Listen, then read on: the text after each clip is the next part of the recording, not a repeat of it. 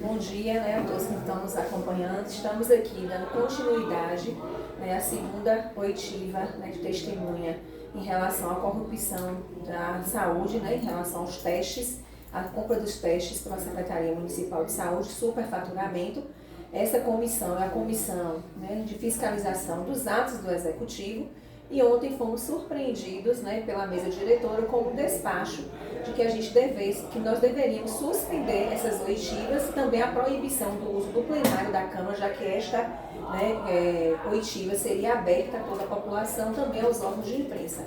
E como nós sabemos da nossa legitimidade, não só enquanto vereadores e vereadoras, mas também por parte dessa comissão, da qual eu sou presidente e o vereador Alexandre Xandó é membro, nós decidimos manter a oitiva das testemunhas, porque este caso de corrupção na saúde ele precisa ser elucidado o mais rápido possível. Infelizmente, pelo meio legal, que foi a CPI instalada por ordem judicial, nós não estamos conseguindo ter avanço. Então, vamos continuar todos os trabalhos pela Comissão de Fiscalização dos Atos do Executivo.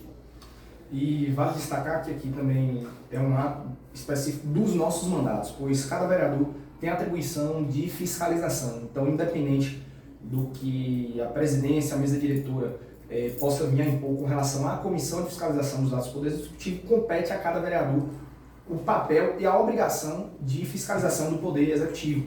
Isso está previsto na Lei Orgânica, no artigo 16, quando diz: compete à Câmara Municipal, entre outras, as seguintes atribuições. Inciso 10. Fiscalizar e controlar diretamente os atos do Poder Executivo, incluídos os da administração indireta e fundacional.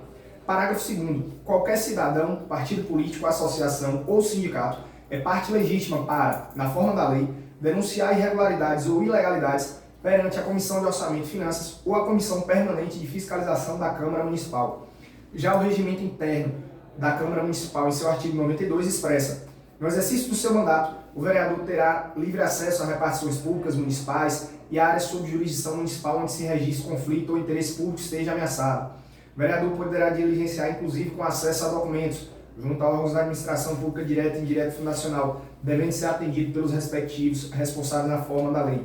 Ou seja, é uma atribuição prerrogativa e também um dever de todos nós, vereadores, realizarmos a busca por denúncias de malversação dos recursos públicos. Então, diante dessa situação, estamos aqui com o senhor Edmundo Ribeiro, ele que foi procurador do município, à época trabalhava também com a Procuradoria da Saúde, que inclusive já trouxe a público essa situação por meio de entrevista em rádio, que nesse momento nós tomamos esse depoimento de forma oficial enquanto vereadores da Câmara de Vitória da Conquista. Senhor Edmundo, boa tarde, bom dia, e agradecemos ao senhor aqui pela sua presença.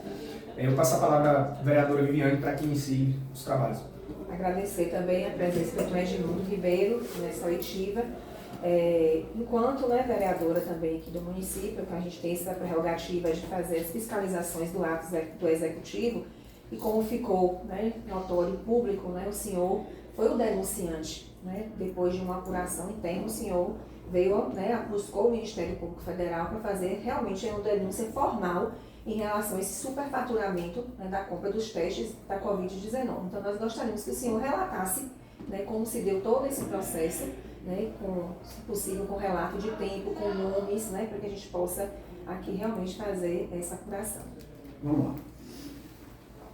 Já falei sobre isso em outras oportunidades, como você bem disse, na rádio e também na Polícia Federal, quando eu fui ouvido. Então, apesar de já ter algum tempo que aconteceu, é um negócio que está bem vivo ainda na memória. No mês de novembro de 2020, nós, ali durante o período do eleitoral, da campanha eleitoral de 2020, nós recebemos uma comunicação do prefeito Ezio. Eu era procurador da saúde e estava de férias, eu tinha me afastado, estava em gozo de férias para trabalhar justamente no eleitoral. Eu era um dos advogados da campanha de Ezio. E por conta disso ele levou a informação de que um blog tinha feito uma matéria, uma postagem, que dava conta ali de superfaturamento na conta dos testes Covid. Ezen, claro, ele era muito sanguíneo, então ele queria que a gente começasse logo a tomar algum tipo de providência para, se realmente teve um desvio, para que ele tomasse providência, caso contrário, tomar providência contra o blog quem estava levando as notícias. Como a gente estava no período eleitoral, eu iniciei esse procedimento interno, convocando o servidor que era responsável pelas licitações da saúde, que é o Cláudio. Conversei com o Cláudio, expliquei a situação, mostrei para ele as matérias, e o Cláudio aí me relatou que existia uma grande possibilidade daquilo que estava sendo ventilado ali ser verdade. Da conta superfaturada, com uma grande possibilidade de desvio, inclusive, dos testes que foram adquiridos. Eu procedi à abertura de um procedimento interno, reduzi a termo as declarações do Cláudio e conversei com o prefeito, na época Ezen, e aí expliquei para ele que existia uma possibilidade do blog ter acertado ali naquelas denúncias. E claro, a gente está passando por um período ali eleitoral, eu imaginei que a gente ia aguardar, ele pediu que naquele período mesmo que fosse apurado. Assim, eu comecei, fiz solicitação desses documentos, dessa licitação, para poder analisar. Constatamos que realmente existia gravíssimos indícios de que houve um superfaturamento, e com grande possibilidade de desvio de verba pública. E logo após a eleição foi no dia 10, eu não me recordo se na segunda ou terça-feira, eu encontrei brevemente com o Ezen, e aí ele me cobrou novamente. Eu tinha expectativa que pós-eleição ele não seria tão incisivo na cobrança desse procedimento. Ele me cobrou, foi a primeira oportunidade que eu tive com ele pós-eleição, foi para tratar desse assunto. Então, assim, ele demonstrava que era um assunto importante para ele. Continuei com os trabalhos de levantamento de informações e já até o final do ano já tinha as informações, porque o Cláudio me passou o processo, só para contextualizar. A Secretaria de Saúde iniciou a compra de 14 mil testes. No meio do processo, ela adquiriu apenas 4, suspendeu a compra de 10, que era os 10 mil testes era uma tecnologia mais avançada, então ele era mais caro. E poucos dias depois, eles iniciaram um processo licitatório para comprar os 10. Então, isso chamou bastante a minha atenção. Por que não comprou no outro processo? A gente tinha uma necessidade extrema desses testes. Por que não comprar? E pior, porque eles suprimiram parte desse processo, que é o que o Cláudio tinha e que me forneceu, que é a parte das cotações. Então, isso levantou uma suspeita muito grande.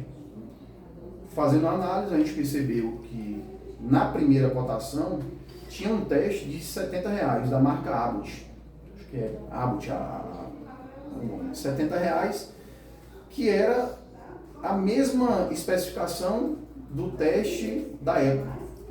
O da Abbott a R$70, da Eco a R$155. Falei, por que necessariamente tinha que comprar o de 70? E pior, tinha o mesmo teste, da mesma marca, com as mesmas especificações, por 89. Quer dizer, se você quisesse comprar, que fosse com a marca, eu quero comprar da marca Eco, você podia comprar por 89. Não, preferiu-se comprar da marca Eco por R$155, quando tinha da mesma marca por 89 e tinha uma marca similar que o farmacêutico já tinha testado, que tinha as mesmas características, todas as características técnicas, por R$70. Então isso já demonstrava que houve superfaturamento e a gente estava agora engendrando ali esforços para encontrar indícios do desvio também dos testes, porque a gente sabia, a boca pequena, assim, por ouvir dizer, que os testes nunca chegaram a ser entregues. Eu busquei da prefeitura, o setor hoje me passou, mas não é transparência, é um setor de contabilidade. processo de pagamento dos testes, né, que foi enviado ao TCM. Eles não me encaminharam, mas também ainda estava no prazo de encaminhamento para o TCM, porque essa é a conclusão desse processo de pagamento foi no dia 10 de dezembro, eles tinham até 30 de janeiro do ano seguinte para poder encaminhar, e eu fechei esse relatório no dia 22 de janeiro. Então, na minha cabeça, eu ainda não tinha claro que eles iam suprimir também esse documento da prestação de contas. Ezen, nesse inteirinho, ele estava piorando o quadro de saúde dele. Né? Até ele pedir, ele não tinha sido diagnosticado, até o final do ano, né? Mas a gente não tinha expectativa, claro, de que ele não voltaria. Então a minha expectativa era segurar para quando voltar, apresentar para ele uma solicitação que foi dele. Ezen, o quadro dele começou a piorar e eu comecei a sofrer, né, aquelas pressões dentro da Secretaria de Saúde, porque o Procurador da Saúde, e isso está bem claro lá na legislação, né, a Lei 1709, que o Procurador da Saúde ele guarda a subordinação à secretária também. E se a secretária era a grande envolvida, e isso estava nas declarações do Cláudio, né, quando ele deu as declarações dele, ele falou, e isso eu reduzi a termo no procedimento, ele diz, eu procurei da secretária para falar sobre isso, e ela disse que isso aqui era para tampar um buraco muito maior. E isso está, né, nas declarações dele, ele disse isso, e ele documentou a parte, né, desses documentos que ele mandou para mim. Então eu tinha receio de que ele deve ter comentado com alguém que eu estava procedimentando, né, essa auditoria e que necessariamente a secretária ia ter conhecimento. Por conta disso, eu não encaminhei a ela. Eu fiz, o correto seria encaminhar a secretária de saúde, porque a minha primeira subordinação era, claro, ao prefeito, depois à secretária de saúde. Fiz endereçar a doutora Nadijara. Procedimento da Procuradoria. Doutora Nadijara era? Doutora Nadijara era a Procuradora-Geral, até nessa época ela era a Procuradora-Geral. Encaminhei essa CI, né, fiz o relatório, não tem um documento formal da Prefeitura para que você leve isso, né, essas informações, eu fiz através de uma comunicação interna, encaminhando à Procuradora, para que lá na Procuradoria-Geral fosse tomada providência. Né? E a providência, claro, que a gente esperava era justamente de a apuração, né, já foi feita, já tinha bastante indício, de que se tomasse providência com os órgãos de controle. Da forma, né, eu estou sendo bem incisivo nessa parte aqui, eu estou explicando bastante isso, porque é justamente um ponto que está sendo questionado pela municipalidade. Inclusive eu recebi na intimação, na resposta da intimação de por que suspenderam a minha oitiva na semana retrasada, que eles estão buscando documentos de protocolo dessa minha CI. Por quê? Naquele tempo, eu não sei se é assim até hoje, mas naquele tempo a gente tinha um sistema que era híbrido. A gente tinha processos que eram físicos e a gente tinha processos que eles eram digitais. Se você for ver lá, pouquíssimos processos da Procuradoria da Saúde eles eram digitais. A maioria eles eram físicos. E como é que funcionava, né, a Procuradoria? Tudo que eu fazia de parecer, de comunicação interna, qualquer documento que saísse da Procuradoria, ele era confeccionado na Procuradoria, encaminhado para a Secretaria da Procuradoria. E ela, a Secretaria, é que fazia o envio de correspondência ou de malote. Então, o meu papel era fazer os pareceres, né, as comunicações, e encaminhar para a Secretaria. E, né, motivado pelo Procurador-Geral do município, o delegado até me questionou, me pediu que eu juntasse lá no inquérito o protocolo de que eu protocolei, né, essa CI na Procuradoria. E aí eu tive que informar tudo isso. Não existe protocolo Primeiro, não existe protocolo de parecer, de CI, de procurador dentro da própria Procuradoria. Se foi produzido ali dentro, não tem que eu protocolar. Existia, sim, algum tipo de controle de envio de correspondência. E isso que deveria, né, ter lá na Procuradoria. Não encontraram, e eu fui questionado sobre isso, e eu falei, sumiu metade de um processo licitatório. sumiu 10 mil testes, sumiu o processo de pagamento. Então você acha que não ia sumir só um comprovante, né, de envio de correspondência? Pois bem, encaminhei isso para a Procuradoria-Geral e aguardei providências. As providências, na minha cabeça, elas estavam sendo tomadas. Eu imaginava que a Procuradoria-Geral também aguardava que ESEM retornasse para, né, dar o direcionamento. Quando foi no dia 22 de março, salvo engano, eu tenho essas datas, tudo nos documentos digitalizados, vou passar para você, eu mandei uma mensagem para a prefeita. Né? Eu vou até falar para você aqui, é uma mensagem bem extensa, mas eu vou falar aqui só o ponto que importa. No caso, o senhor encaminhou uma mensagem de WhatsApp para a prefeita, né, após a morte de ESEM, tratando justamente sobre... Antes do senhor fazer essa leitura, só para, em relação a encaminhamento, né, deste material para a procuradora da época, né, geral, Nadjara Regis, o senhor lembra a data? Foi no dia 22 de janeiro. Foi o dia que foi confeccionado e foi encaminhado à secretaria. A secretaria, se não tem malote no dia, ela pode encaminhar no dia seguinte ou no próximo dia útil. Então, nesse caso, o senhor, só para frisar isso aqui, o senhor fez o documento, então foi por dentro da própria secretaria que seria para ser enviado ao... Se eu fosse guardar a forma de tramitação da Secretaria de Saúde, eu deveria encaminhar para a secretária de Saúde, para a secretária de Saúde encaminhar para a Procuradoria-Geral. Como ela era a parte envolvida, eu resolvi encaminhar direto para a Procuradoria-Geral. E digo resolvi porque é o seguinte, é um documento que nem eu necessariamente não tinha que mandar nem mesmo para a Procuradoria-Geral, porque foi uma solicitação do prefeito, eu poderia tomar, né, a providência que eu achasse que fosse necessária, inclusive levar ao auto de controle. Como você guarda, né, uma certa subordinação, e a gente tem um controle também que é político, quando você, né, trabalha na investigação pública, eu falei, eu vou mandar para o meu segundo superior hierárquico, que é a Procuradora-Geral.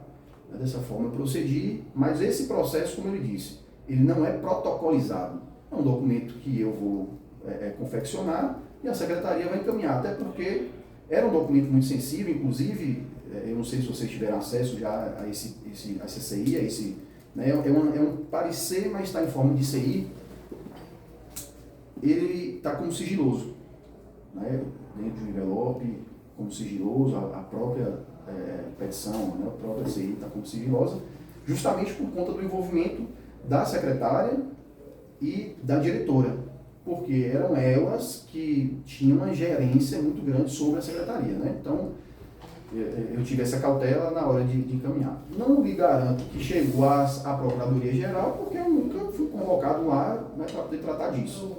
Muito pelo contrário. Como eu disse, passado esse tempo, fevereiro foi um mês curto, por conta, né, do carnaval, e já é um mês curto, virou para março ESEM faleceu. No dia 22, acho que 4 ou 5 dias após a morte de ESEM, aí a prefeita, ela teve, né, a assunção ao cargo de prefeita, a vice.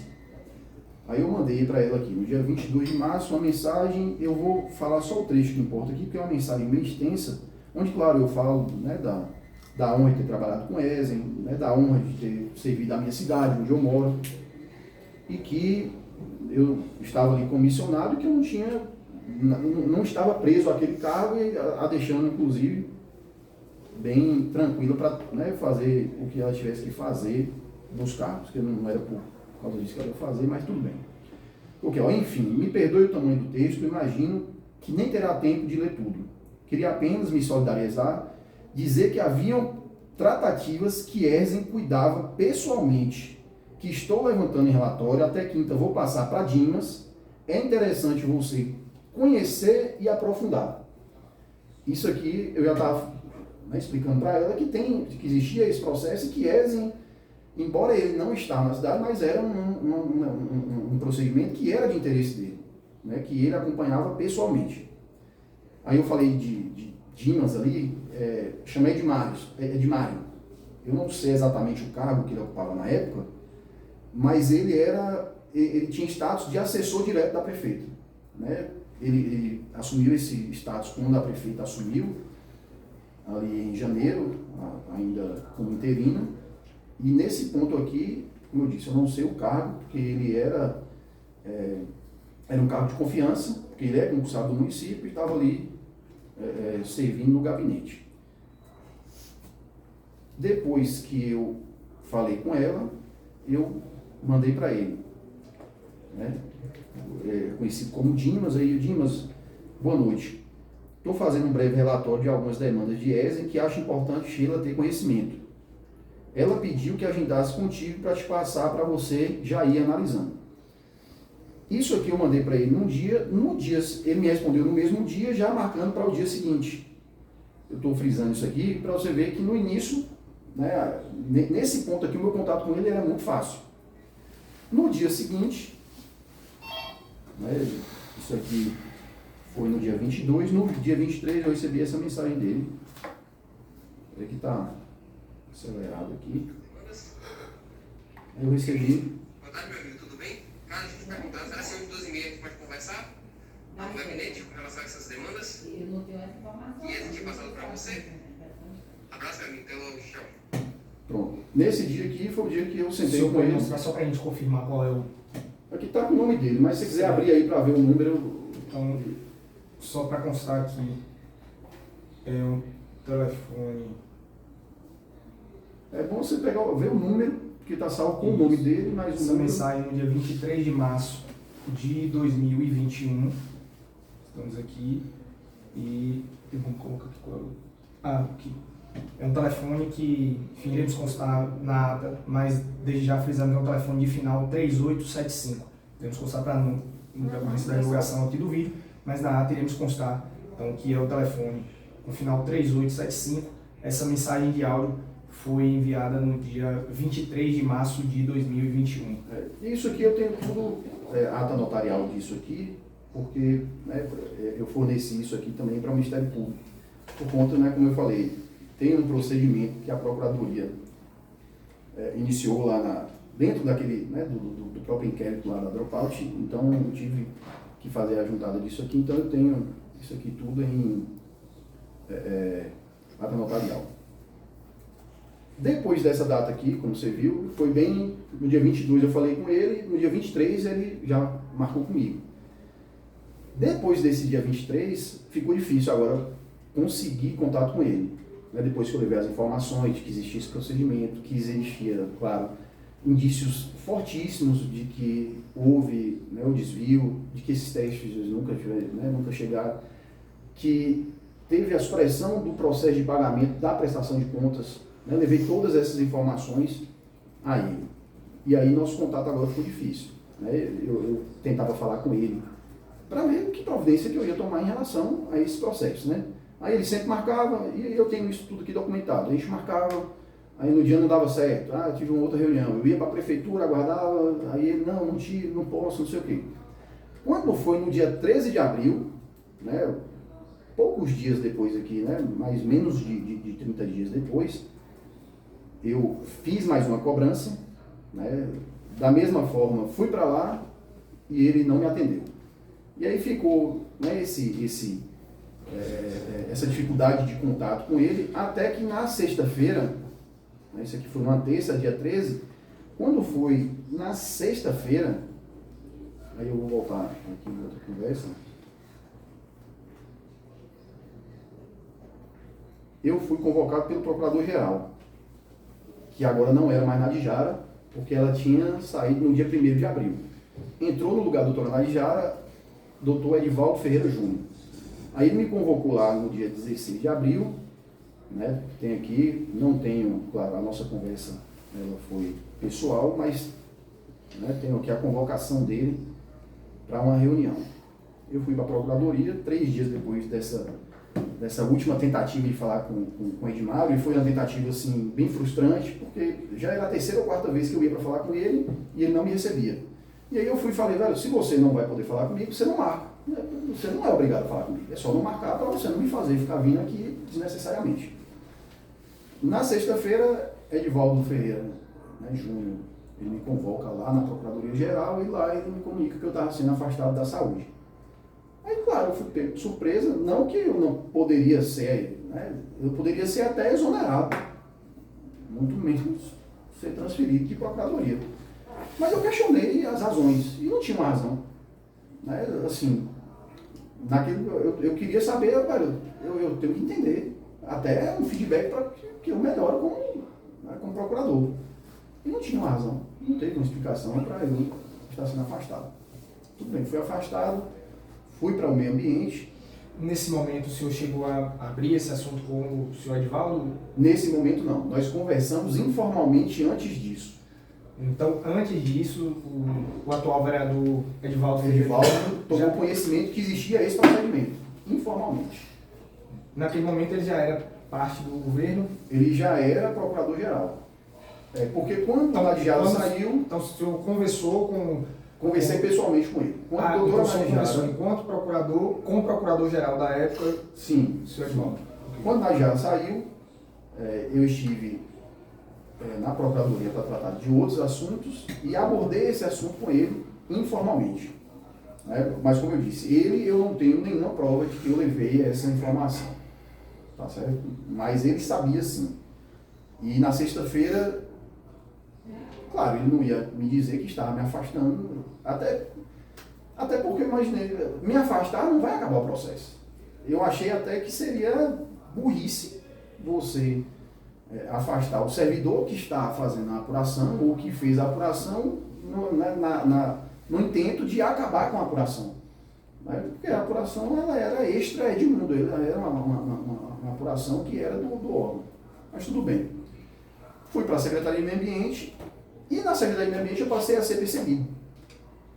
Redução salarial foi a primeira e eu questionei o porquê e as respostas eram sempre vazias, nunca tinha uma resposta que fosse a contento.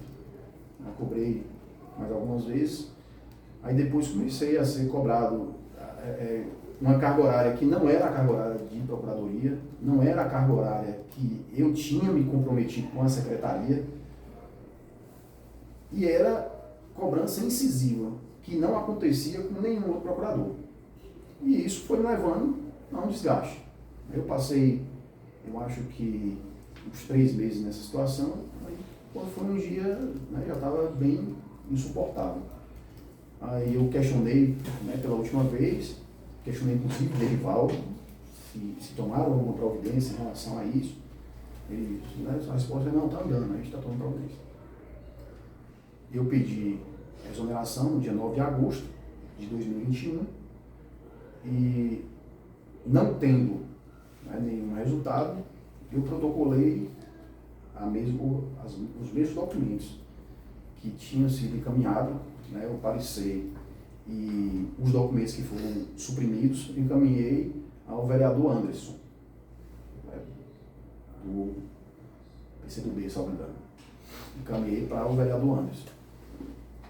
Anderson assumiu a responsabilidade de tentar, ele até falava de CPI já naquela época, de tentar forçar uma CPI para poder apurar, porque realmente era uma denúncia que tinha uma substância muito... existia grandes evidências de que houve desvio, existia evidências de desvio em outros contratos, que são coisas delicadíssimas, que até hoje, pelo que eu vejo, pelo que eu percebo do inquérito, me parece que não está sendo apurado, não teve avanço em relação a isso, mas logo em seguida, acho que ainda no dia 25 de agosto, o Anderson trouxe ao plenário da Câmara essa denúncia, que tinha sido encaminhada à Procuradoria, que até então não tinha um procedimento, e ele também cobrou, claro, da Prefeitura, e o que é de se ressaltar dessa época aí, que ele, além de fazer o discurso, ele usa o líder da bancada de situação, o vereador Francisco Estrela, ainda cobra dele um posicionamento em relação a isso, ele como líder da bancada. Depois ele dá seguidas e reiteradas entrevistas em relação a isso, ele dá dados de que existe essas compras superfaturadas, de Covid, dos envolvidos, de como ele até narra, em certo ponto ali nas entrevistas dele, o que aconteceu. E claro, a expectativa nossa era que disso aí, que a prefeitura fosse no mínimo, né, convocar os secretários, as diretoras envolvidas, né, os envolvidos para apurar e comprovar que não existia. Não, ao contrário do que a gente esperava, passou, né, setembro, outubro, não teve nenhuma mobilização. E aí Anderson mesmo, né, falou, você pode procurar um órgão de controle para você fazer as denúncias, porque na Câmara a gente não vai conseguir avançar, porque está todo mundo muito fechado. Isso que a gente está passando agora, a gente está, né, numa comissão dentro de um gabinete, já acontecia lá em 2021. Então, a partir disso, eu fiz a denúncia, né, ao MPF, não me recordo exatamente, mas acho que era o Dr. Roberto. Fiz essa denúncia, fui, né, convocado a prestar oitiva logo em seguida, depois fui convocado na delegacia da Polícia Federal. E, claro, a gente estava sempre buscando o que estava acontecendo, as informações, e o delegado, claro, não dava mais conhecimento, eu até me colocava à disposição e falava, tem muita coisa que eu posso contribuir, porque eu estava lá dentro e eu posso ajudar. E não é necessário, você pode ficar tranquilo que a gente está fazendo a apuração. E fui surpreendido esse ano, depois da operação, né, com a intimação do delegado, que eu protocolasse no processo justamente o protocolo da CI. Né? Aí eu falei, mas doutor, eu não levo protocolo, o protocolo é um documento público, eu não levo documento público para minha casa. Eu tenho isso aqui, porque isso aqui fui eu que confeccionei. E expliquei isso ainda, que muitas das vezes o período que você está dentro da secretaria, você não tem condições de elaborar um parecer. Né? Então, às vezes, você faz isso em casa e leva para lá só para, né, dar a validade para o documento público. Eu falei, isso aqui eu tenho por conta disso. Agora, o protocolo, primeiro que não existe protocolo, depois, se existisse, eu só pode ter certeza que eu não ia levar para minha casa. E questionei, inclusive, né, o fato de outros documentos, quer dizer, sumiu 10 mil testes. Sumiu um processo licitatório, sumiu um processo de pagamento, sumiu a nota fiscal, sumiram os 10 mil testes, sumiu a matéria do blog. E ele queria que eu desse conta de um protocolo que, claro, sumiu lá dentro também. Né? E quem sumiu, quem tem que apurar isso, não sou eu. Claro, vai ser ele que é o presidente do inquérito. Pois bem, depois dessas situações, eu tive só esse contratempo, estou narrando que em relação à Procuradoria-Geral, que, segundo eu soube, porque eu não tive acesso a esse documento, mas o delegado me relatou, que tem um documento lá onde a Procuradoria afirma que não existe o protocolo, né, da CI. E aí, claro, eu dei algumas, eu falei assim, doutor, o senhor pode encontrar dessa forma, dessa e dessa. Se não encontrar dessa forma é porque então desapareceu. Agora, e a prefeita e os seus secretários, né, eles afirmarem que nunca teve conhecimento, que teve conhecimento através da operação, isso aqui não tem nem como sustentar. Ou ela está usando de má fé, ou então ela é muito irresponsável. Porque isso aqui foi muito divulgado em 2021, né, tanto na Câmara como na imprensa. Eu até juntei lá para o delegado entrevistas e matérias que foram, né, somadas aí dá quase 10. Então a prefeita não tomar conhecimento, ou ela é muito irresponsável, não serviria para ser prefeita, se ela é irresponsável a esse ponto, ou então ela está usando de má fé. E também utilizaram, na entrevista que eu dei na rádio, eu falei exatamente isso aqui. Claro que na rádio nem nomes eu falei, né? Estou dando nomes aqui, até porque eu preciso referenciá-los, porque eles fazem parte, né, desse processo. O Cláudio é uma pessoa que eu preciso referenciar, porque ele foi uma pessoa fundamental, e a presteza e a seriedade dele me chamou a atenção na época. Edmário, ele é a pessoa que foi a ponte, porque eu nunca levei isso à prefeita exatamente, mas levei ao assessor direto dela, que embora, como ele disse, não sei o cargo que ele ocupava na época, mas ele tinha status de assessor direto da prefeita. Então, esses são fatos que eu acho importante serem relatados.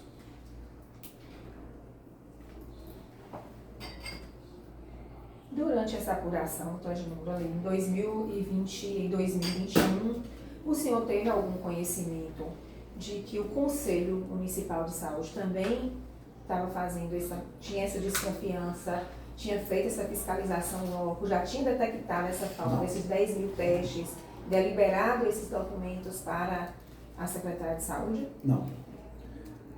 Não, porque se elas... Eu vou te explicar qual era a minha situação na Secretaria de Saúde. Você sabe bem que a Secretaria de Saúde ela é quase inadministrável. Pelo prefeito, ainda mais. É uma estrutura muito complexa e o prefeito me colocou porque ele sabia que tinha lá a responsabilidade, que fosse elegendo, uma responsabilidade que fosse, qualquer tipo de responsabilidade que fosse, ele tinha responsabilidade. Ele me colocou lá justamente para fazer o filtro.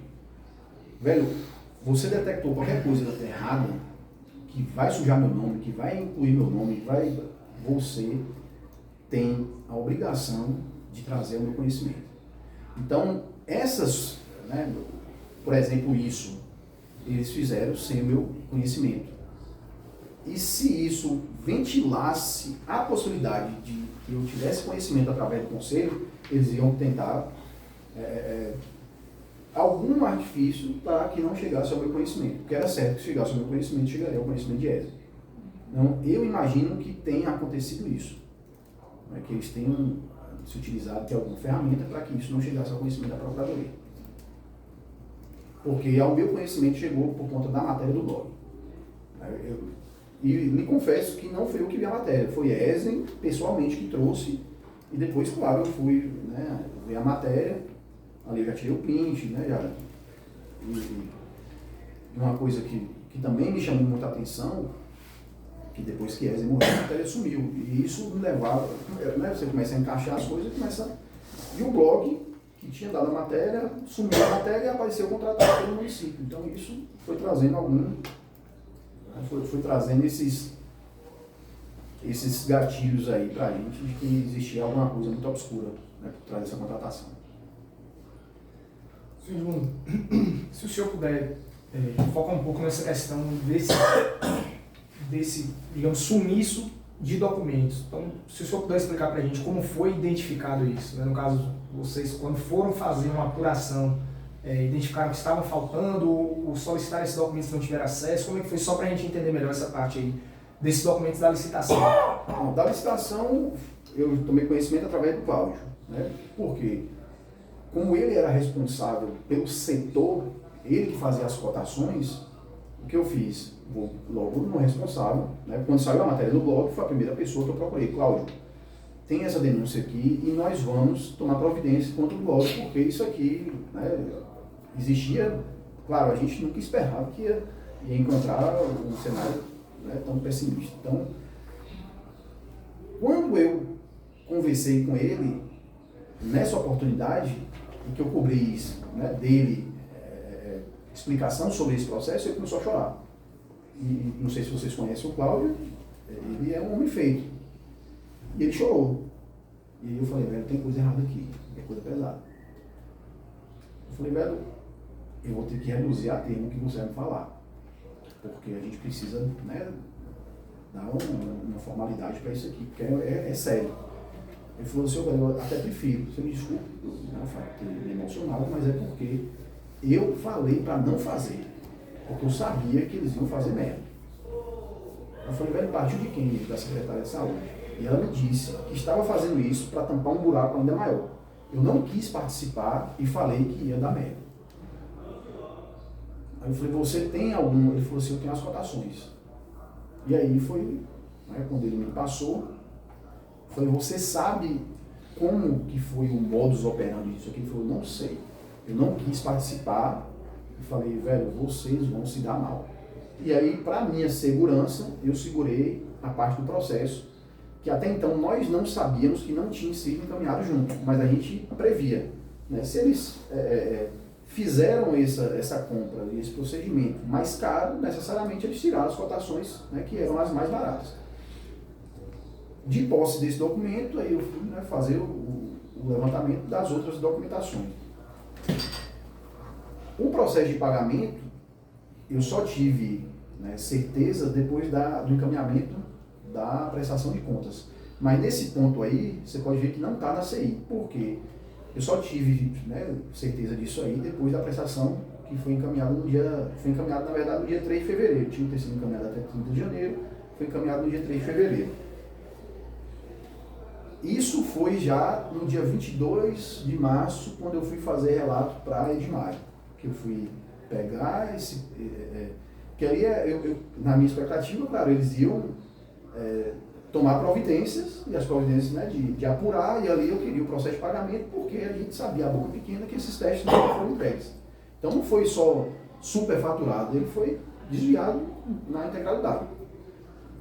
Então, eu tomei conhecimento do processo licitatório através de Cláudio, do processo de pagamento através de análise, né, própria lá no site do Tribunal de Contas, nas prestações de contas. O outro documento, a questão do site também, de ter tirado a matéria, isso aí a gente, né, eu tive que constatar pessoalmente. O fato de ele ter sido contratado foi pessoalmente também, porque eu fui ver, né, eles fazem por uma interposta pessoa, né?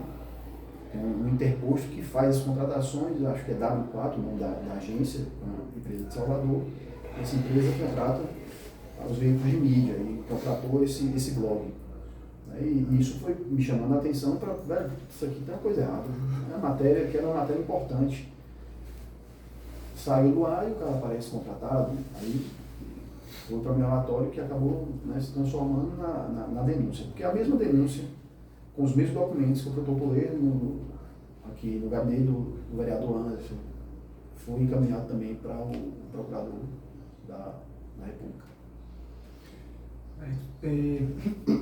O senhor faz algumas reflexões sobre a questão das cotações, né, que a priori nós teríamos aí uma coordenação de apoio técnico-administrativo que faria essas cotações, mas que em um determinado momento essa chamou a atenção o fato de que uma cotação teria sido feita pela Diretoria de Vigilância e Saúde, que era de responsabilidade da senhora Ana Maria. Então, se você puder esmiuçar um pouco sobre isso, e se essa questão da relação de parentesco, porque também foram apontadas as relações de parentesco entre servidores, né, do município e essas empresas que acessaram. Isso foi você que identificou ou já foi a Polícia Federal? Se você puder falar sobre isso. Quem identificou esse liame aí foi a Polícia Federal. Okay. No nosso relatório não tem nada relativo a isso, né, de qualquer tipo de relação entre o fato, e esse foi o fato determinante para começar a apuração, foi justamente porque o Cláudio, como eu disse, ele era o responsável pelo setor de cotação. Como faz bastante tempo, eu não me recordo exatamente, eu não vou falar os cargos, mas eu me recordo das pessoas. Como o Cláudio se recusou a fazer, eles levaram para fazer no âmbito da Diretoria de Vigilância em Saúde. O que já não era atual que isso acontecesse, muito menos de um processo que já tinha começado em outro departamento. Né? E esse, lá tem 5 diretorias, tem uma diretoria administrativa e esse setor de Cláudio está subordinado a isso. E aí já começou errado a partir disso. O Cláudio não quis fazer, eles colocaram em uma diretoria que não tem, e que é uma diretoria que tem envolvimento, então, né, a gente já imagina, você tira ali o caráter isonômico, né, do processo, quando é a secretaria interessada, a diretoria interessada que está fazendo o processo de compra. Então, o fato dessa transferência de diretorias aí, de setores para fazer, foi o primeiro ponto. Os envolvidos também, mudando de diretoria, necessariamente mudariam os envolvidos, de que, né, só que o que deixava a gente muito atento, né, para isso aí, não era simplesmente a mudança de diretoria. É o fato de que eles juntaram eles fizeram novas cotações sem utilizar a cotação de 15 dias atrás. Quer dizer, se fosse cotação que tivesse 12 meses, Falar, não, essa cotação, mas a cotação eram todas com validade, eu acho que de 90 dias, não tinha nem 15 dias que tinha sido feito. E aí vem os detalhezinhos assim, vereador, que vai estar lá na denúncia, e que eu vou me lembrando pontualmente aqui, mas assim, quando você pega as cotações que foram realizadas, e que não foi realizada pelo Cláudio, já foi realizada lá na diretoria, você vê um padrão. Teve uma que foi encaminhada, não vou falar com precisão, mas está no processo, você pode analisar, você vai ver. 8/17 foi encaminhado o pedido de cotação para uma empresa. A empresa levou cerca de 20 minutos para responder. Entendeu? Então, assim, você vê que eram empresas que já estavam previamente ajustadas, né? Pelo tempo que se levou para poder, né, formalizar uma proposta. Não que em 20 minutos você não conseguiria, mas eu imagino que não tinha só Conquista cotando. Naquela época tinha uma série de outras empresas cotando. Então, assim, tem detalhezinhos que está lá no parecer, eu não vou me recordar agora, né, mas que talvez seja importante vocês terem conhecimento.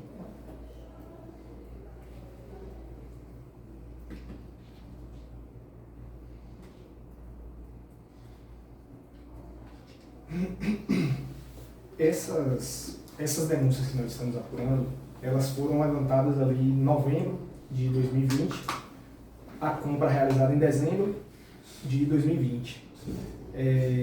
O senhor sabe informar se em 2021 continuaram tendo essas compras? Também Nessa empresa eu acho que não, mas seguiu-se um padrão em 2021 de dispensa de licitação por conta do Covid. Acredito que até 2022, não sei falar com precisão, mas não é fácil da gente identificar isso. Eu sei que 2021, até pouco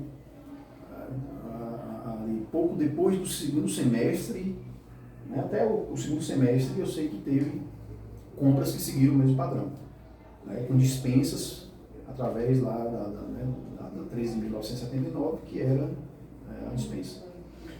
O senhor, na sua experiência de procurador, de ex-procurador, enfim, de advogado que atua com municípios, como é que o senhor acredita que deveria ser desdobrado, pensando nos princípios da legalidade, pensando no Estatuto do Servidor Público, pensando na orgânica municipal, enfim, na perspectiva do controle interno do município, né? Após chegar a uma denúncia como essa, quais seriam os próximos passos? A instalação de sindicância? Como é que o senhor avaliaria que deveria ser os próximos passos? Ou que o senhor esperava, inclusive, que fossem esses próximos passos? Difícil eu falar, né, da minha expectativa. Conquista é muito fácil você falar isso, porque Conquista tem... ela é muito... A legislação do município em Conquista, ela é bem definida. E a gente tem aqui, a gente já tinha na época um setor responsável por isso. A gente tinha uma procuradoria específica para isso, né, para esse levantamento de processo administrativo disciplinar. Temos a ouvidoria, né, tem o ouvidor geral, que é quem, né, se inicia esses procedimentos.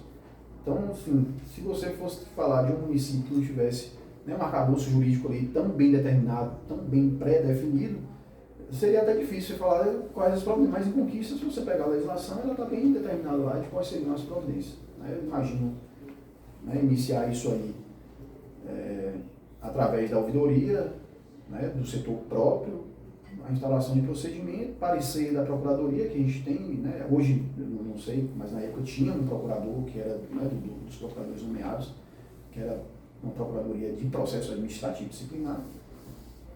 E, né, constatado, foi isso que nós esperávamos, né, esperamos isso, inclusive, quando houve a denúncia do vereador aqui na Câmara, né, que o município tomasse algum tipo de providência. Mas, assim, difícil falar, vereador, porque, assim, você imagina, mesmo após tudo isso que aconteceu, né, a operação da Polícia Federal, o afastamento, né, de servidores, coisa que a gente, pelo menos, né, eu nasci e me criei em Conquista, não me recordo quando isso aconteceu em algum outro governo. Se aconteceu, isso foi na década de 80, não posso precisar. Mas na nossa história, né, moderna aqui, não me recordo ter acontecido nada semelhante. Na propaganda eleitoral, agora recentemente, teve um candidato que também é advogado e ele fez 2 denúncias em 2 pontos, em 2 problemas diferentes. Em um ele fez uma denúncia dos carros-pipa, né, da máfia dos carros-pipa, de uma empresa que, né, tem levado isso. Até então eu não sei de procedimento. Isso ele falou para a prefeita e a prefeita falou, não, tem, né, procedimentos próprios para isso. No da TV Sudoeste, que foi o último debate, esse mesmo advogado que foi candidato, ele falou do desvio de 32 milhões de reais na máfia do asfalto. Quer dizer, se você for lá agora na transparência, né, utilizando a lei de acesso à informação, e perguntar se tem algum procedimento em relação a isso, eu tenho certeza que não tem. Tenho certeza que eles não instauraram nada. Se houver, e assim, estamos contando os dias para que ocorra, e vai ser uma operação até pior do que essa de agora, eles vão dizer o quê? Também que ela não sabia, que ela não foi informada, entendeu? Então, isso tudo tem que ser levado em consideração na hora de prestar essas informações. Acaba que a gente tem um foco muito grande na secretária de saúde, né? Até porque isso tudo aconteceu no âmbito da Secretaria de Saúde, dentro da sua gestão. Contudo, puxando pela memória, havia naquele momento ali um comitê, né, no período da pandemia, se montou um comitê gestor, um comitê de crise, é isso? Que, se não me falha a memória, que o presidente... Tinha um presidente... Cairan era o presidente. Então, o senhor Cairan, que ele era secretário de administração. Então, secretário de administração, né, que também acaba perpassando essa parte de licitação. Aí, até essa pergunta, assim, essa parte, a Secretaria de Administração, ela tem alguma relação ali com a Secretaria de Saúde, ou tudo fica muito específico dentro da Secretaria de Saúde, ou passa alguma coisa também na Secretaria de Administração? Esse comitê de crise, embora para a imprensa ele tinha uma relevância muito grande, nos atos formais ele era praticamente irrelevante. Por quê? Como eu disse, a Conquista ela tem algumas até um pouco antigas, e, né, claro, precisa ser revista, mas tem uma estrutura funcional muito determinada e muito bem pensada. Então, criou-se aquele comitê, ele era quase que um comitê político.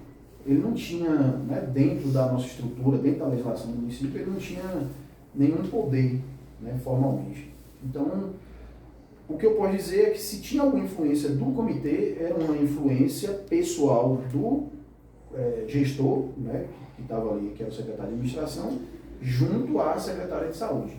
Mas todos os atos eram subscritos pela secretária de saúde. Então, eu acho pouco provável que exista alguma responsabilidade formal do comitê, né? E se teve algum tipo de participação do comitê de crise, né, nos atos da secretaria, ela fez, né, por conveniência ou, né, é difícil para mim ficar, né, fazendo algum tipo, porque eu seria leviano aqui se eu criasse algum tipo, né, de conotação para isso. Mas eu posso dizer que o comitê ele era praticamente um comitê político, que não tinha, né, dentro da estrutura funcional do município nenhum tipo de participação nos atos da Secretaria de Saúde.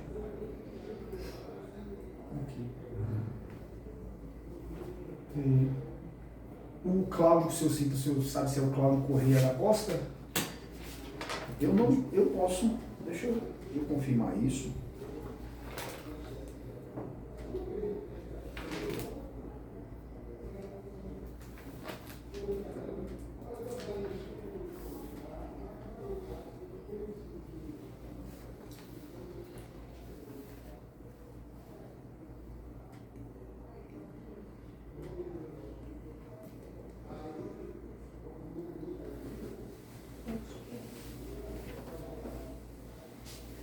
Tem o nome dele no processo primeiro.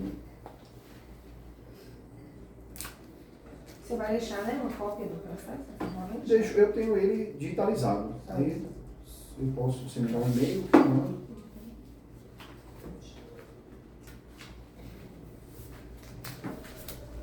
Eu não tenho o nome dele aqui, mas eu posso confirmar isso.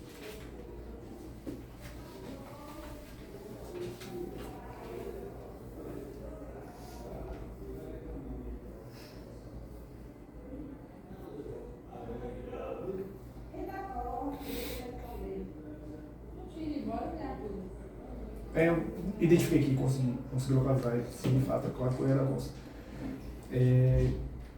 Certo. Porque eu, fazendo algumas pesquisas, identificamos aqui com relação a algumas comissões, né? Então existe uma comissão especial de licitação, enfim, em um determinado momento aqui eu identifico que, inclusive, o senhor citou o senhor Mário, né, que é conhecido como Dimas, que é, enfim, secretário de gestão, enfim, mas em um determinado momento eu identifiquei aqui em fevereiro de 2021, ele foi nomeado para compor a comissão especial de licitação, certo? Então, inclusive junto ali com o senhor Cláudio Correia. O senhor sabe dizer se teria conhecimento, se o senhor Edmário, Dimas, se em algum momento ali, se ele participava nesse período da parte da saúde, ele tinha alguma relação ali? Não tinha, certo. Tudo que... Edmário, como eu falei, ele é concursado do município e ele trabalhava na Procuradoria, inclusive. Quando o Ezen afastou e Sheila assumiu no dia 1º, eu sei por ouvir dizer que ele tem algum vínculo de parentesco com a prefeita ou alguém dele. E aí ele saiu da Procuradoria e foi lá para o gabinete, né? Claro, como homem da confiança da prefeita, ela estava ali num cargo agora que era de novidade para ela e precisava de alguém da confiança que conhecesse, né, dos trâmites jurídicos. E aí ele foi, aí eu não sei dizer qual cargo que ele assumiu quando ele foi lá para lá. Mas eu sei que eu sei que o status dele era de assessor direto da prefeita. Né? Tudo que você tivesse que conversar com a prefeita, você passava primeiro por ele. Tá. É muito fácil.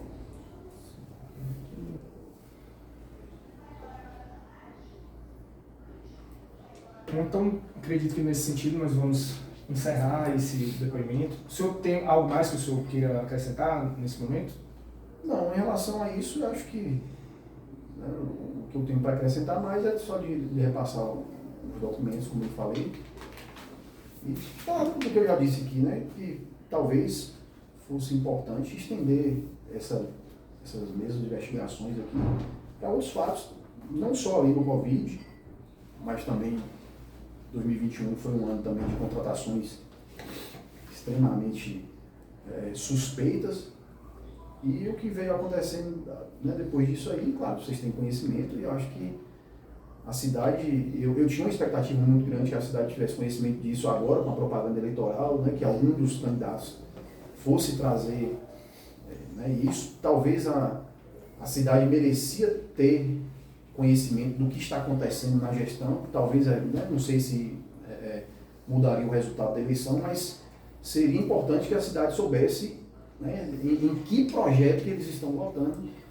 E foi frustrante, né, passar o processo, né, eleitoral, já estamos chegando ao final do ano, e vai ser frustrante a gente passar tempo aqui vendo, né, acontecer novamente o que está acontecendo aí, porque isso aqui, desse desvio aqui da saúde, isso aqui é só uma ponta do grande iceberg do que está passando aí na gestão. Então eu, como morador, né, como participei do governo de Ezen, quer queira, quer não, foi onde deu início a isso, não com a anuência dele, eu digo isso com muita clareza, que Ezen vivo, ele não estaria nem um pouco satisfeito com isso, né, com esse quadro aí.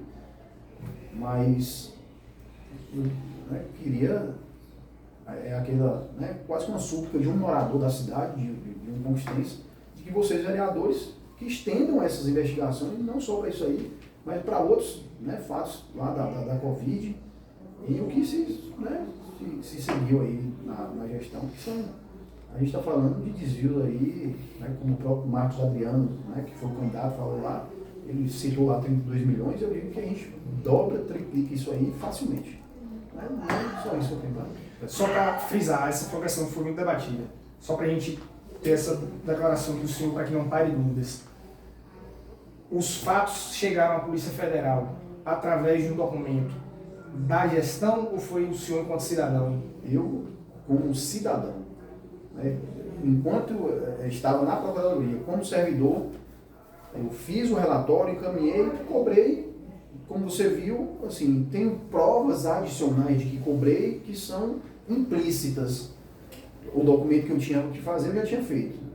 E claro, a expectativa era um início de gestão, ainda está se organizando, mas tenho certeza que em hora, né, oportuna vai tomar providência.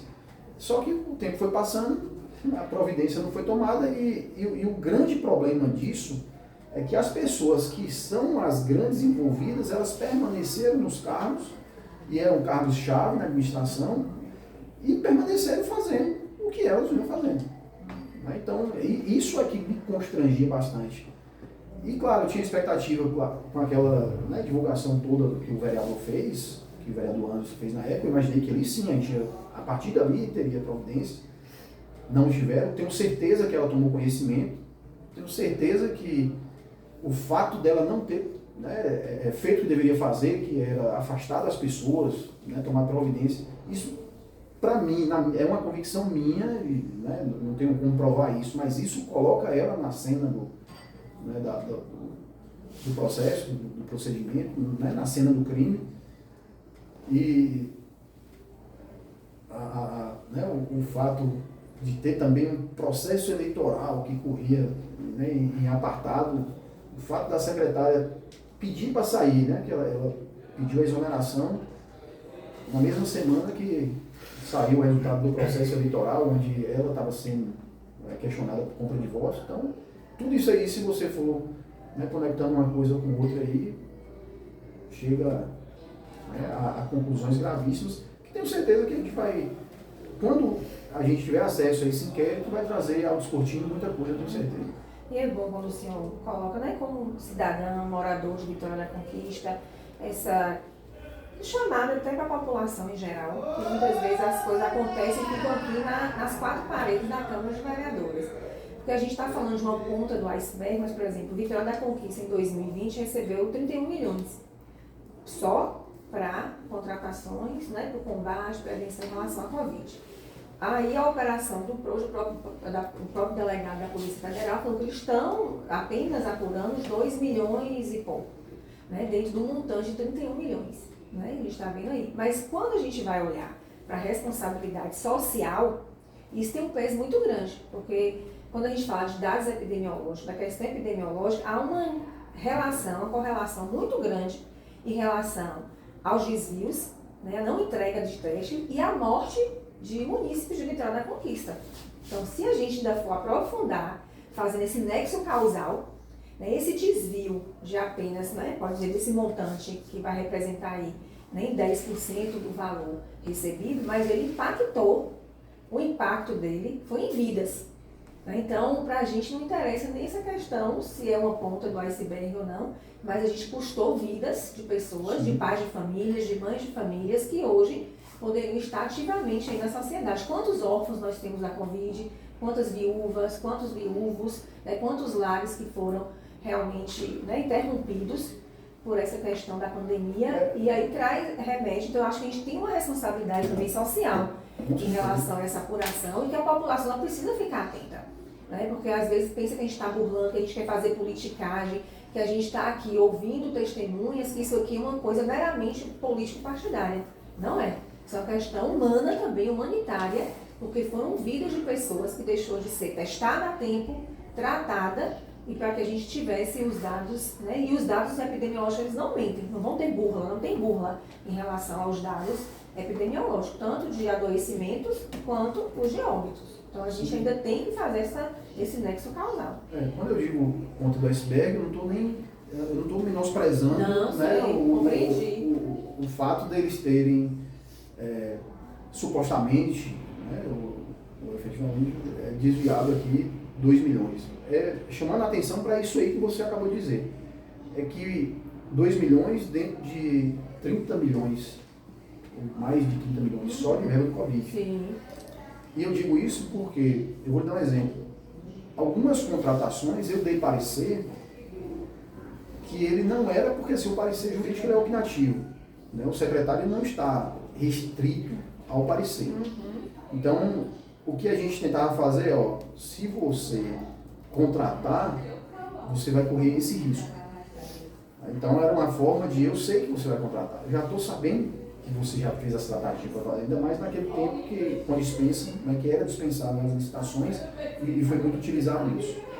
Mas, num processo por exemplo, que foi para serviços médicos, eu acho que para contratação de UTI, de leitos clínicos e de leitos de UTI, a gente ainda não tinha, a gente tinha poucos dias que tinha testado o primeiro caso em Conquista. E já estava fazendo a contratação de 30 leitos. E aí isso começou informalmente, depois foi em forma de parecer, eu falei assim, velho, eu acho que é equivocado. Por quê? Como houve a suspensão dos eletivos, e claro, você se recorda que ali a gente teve um momento onde a sociedade parou. Então, acidentes de veículo, né, não tinha. Então, reduziu quase que a 90% os procedimentos. E eu disse, ó, além de você ter uma testagem baixa agora, a gente acabou de testar o primeiro, ainda tem a redução de sinistros que, né, vai deixar esses leitos agora obsoletos. Se fizer essa contratação agora, a gente vai pagar para nada. E outra, a gente tem outros meios que, se a gente chegar em ponto alarmante, a gente tem forma jurídica de conseguir esses leitos, né, de fazer uma contratação rápida, de você fazer o Ministério Público também fez essa sugestão, que a gente poderia, sem contratação, começar a utilizar os leitos e fazer uma contratação, um processo a posterior. Até hoje, nós levamos, acho que quase uma semana fazendo esse parecer. Um parecer jurídico muito bem feito, muito bem elaborado. Esse parecer, depois, ele passou a ser utilizado por outras procuradorias. E a secretária simplesmente passou por cima do parecer. E o que me trouxe, assim, me deixou bem chateado na época, é que a contratação saiu por ordem da Procuradoria-Geral, determina a contratação como se tivesse sido uma ordem da Procuradoria da Saúde, na pessoa do Dr. Edmundo Ribeiro Neto, fazendo a contratação. E eu fui questionando, eu falei assim, velho, vocês vão mudar essa publicação, porque isso aqui não foi de ordem, e muito pelo contrário. O que eu coloquei no parecer que vocês deveriam considerar, vocês não consideraram. Fizeram a contratação, né, desses leitos. Outros hospitais não foram contratados da mesma forma, né, porque a gente tinha a obrigação de fazer ajustes contratuais, porque, né, o Ministério da Saúde suspendeu os eletivos, mas obrigou que a gente continuasse repassando o mesmo valor, as médias, para os hospitais. E aí ele vem e fala assim, ó, como você vai suspender, né, os eletivos e vai continuar pagando, você vai fazer um ajuste no contrato para que isso aqui se transforme em leito. Não, sem transformar em leito, teve o Hospital de Conquista que recebeu 2 vezes. E eu falo isso no parecer, eu falo, se pagar, vai ser um miséria aqui, você vai estar pagando 2 vezes. Você vai pagar, né, pelas férias, os eletivos que não estão acontecendo, e ainda vai contratar. E vou lhe falar, nós passamos, e eu ainda citei isso, a gente tinha os relatórios lá do Comitê Gestor, e eu falei, vocês não estão fazendo de acordo, né, as diretrizes do Comitê Gestor, então era melhor que vocês não fizessem esses relatórios. A gente ainda tem leitos de UTI e leitos clínicos ainda obsoletos, e já está fazendo contratação de 30. Eu acho que nós passamos aí quase que os 90 dias, pagamos lá quase 3 milhões de reais sem utilizar esses leitos, e pagando 2 vezes. Então, quer dizer, pagamos 3 vezes. Pagamos de novo e não utilizamos. E aí veio novamente uma outra contratação, e chegou isso aí a monta de quase 9 milhões de reais, né, desses 30 e poucos que veio, quase 9 milhões foi para pagar leitos de UTI que, até onde eu acompanhei, passaram mais da metade do tempo aí obsoletos. Então, agradecemos, senhor Edmundo. Encerramos assim esse ato. Informamos que então que vamos receber esses documentos de forma virtual. Né? Todos esses documentos que estamos recebendo nessas oitivas serão entregues também à CPI da saúde, né, como forma de robustecer o relatório, e de toda forma esse ato, mais uma vez reafirmando enquanto ato individual dos mandatos da vereadora Márcia Viviane e do mandato do vereador Alexandre Xandó, na nossa atribuição legal de fiscalização dos atos do Poder Executivo. Então, declaramos assim encerrado, podemos encerrar as gravações.